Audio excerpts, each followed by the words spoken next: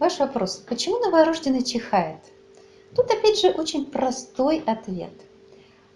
Чихание – это механизм очищения носовых ходов от каких-то частичек, пыли, слизи, то, что может раздражать слизистые носовых ходов, и, соответственно, это сопровождается такой реакцией. Если ребенок чихает, это не значит, что он заболел. Новорожденные дети от заболеваний не чихают, а исключительно, чтобы очистить носовые ходы. Если вы видите, что он стал чихать несколько чаще, помогите ему. Вы можете закапать по капельке морской водички или какой раствор у вас есть подходящий для промывания носовых ходов.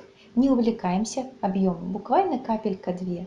Да? После этого вы взяли ватную турундочку, смочили ее обычной водой и почистили носовые ходы. Сначала один носовой ход, потом новый турундой второй носовой ход.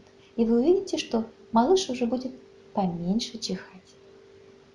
А так, если он совершает несколько чихов в течение дня, это нормальное состояние.